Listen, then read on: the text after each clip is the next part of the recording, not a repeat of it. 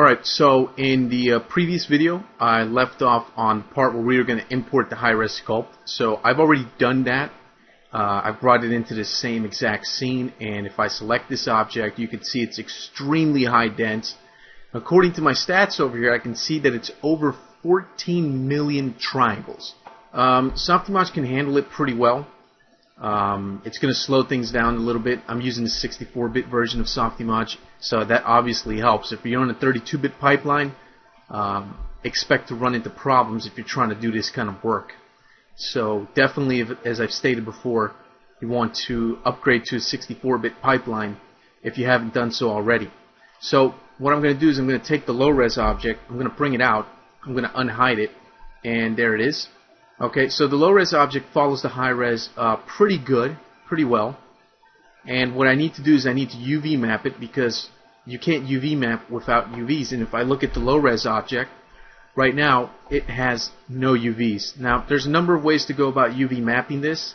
At the moment, I'm not going to spend too much time with UV mapping. I'm going to try to get away with doing a really fast texture projection here. So basically what I'm going to do is I'm going to do a unique UVs. Let's open up the texture editor over here. You can see what unique UVs does. It basically packs everything up pretty tightly. You have some options here. We're not going to go over too much of this stuff in this specific tutorial. We'll do that later on. You could set up some of these options however you like. So I'm going to go maybe something like this. Is going to work out pretty good. The default options actually work out pretty good. Alright, so let me freeze modeling on that. So at this point it's pretty simple. We've actually covered this before. All we need to do is go to Property. We're going to go to Ultimapper. Let's lock this PPG down. Let's pick the high-res mesh. We're going to go with normal and tangent space. For the prefix over here, let's just call this damage wall. I'm going to do this as a target is perfectly fine. Resolution, probably going to go with about 1K. And because the high-res mesh is so dense and it's very complex compared to the examples that we've seen earlier in previous videos, increasing this to the highest setting is going to take a pretty long time to render, so just keep that in mind. Before I do any of that, I'm going to compute the distances here. This could take a good couple of minutes to do this, so let me skip ahead in the video. Okay, so it took a good couple of minutes to compute this out. The next step here is to go ahead and render out a normal map from this.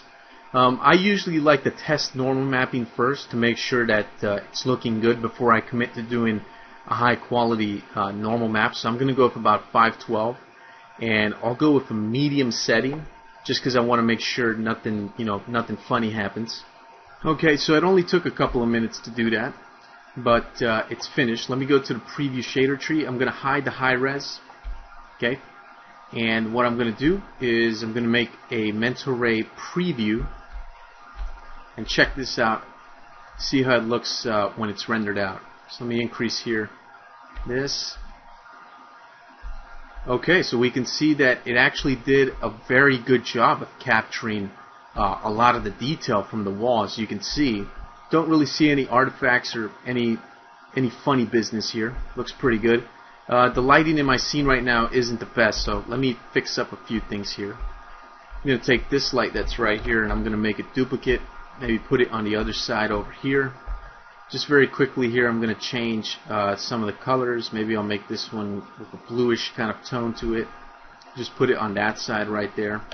And maybe I'll make another copy of it.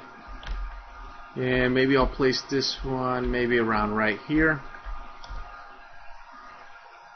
Give this one kind of a warm yellowish tone. Alright, this lets us see our object a little bit better. So you can see here the way that the lighting is hitting the object looks pretty good. We have a lot of the normal mapping detail is in fact captured here pretty good. And this is a very low-res map, keep in mind. So the high-res map will actually look a whole lot better than this. So this looks like it's working out pretty good. So I'm very happy with it. So what I'm going to do is I'm going to go ahead and commit to doing a final render. So usually I like to go with a 2K map for something like this.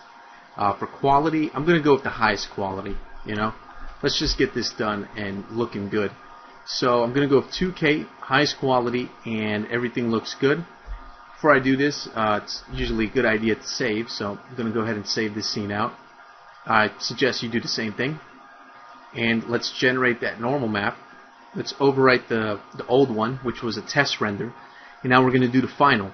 So I'm going to pause the video, and I'm going to skip ahead and come back and show you what I end up with.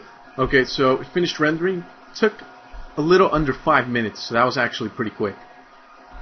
Let's actually go ahead and render this out. You can see, wow, we get a lot of the detail. Look at that. That's just beautiful. We've got all the cracks, all the detail that we did in ZBrush with all those brushes. So now that you saw how to get that done, pretty simple and straightforward, right? Next thing is we're just going to finish this object off and add a little bit more details. If we bring back our original object that we were looking at for comparison here, this object had these kind of metal bars that are inside the concrete and kind of exposed with the damage here. We're going to do something similar like that. Just to make sure that our object looks very high quality. So let me hide that. We're going to be doing that with this guy over here. So now we have the normal mapping and all this stuff done. We're just going to add some rebars here to really sell the effect of the damaged wall. But we'll do that after this video. So I'm just going to end this one here, and I'll see you in the next video.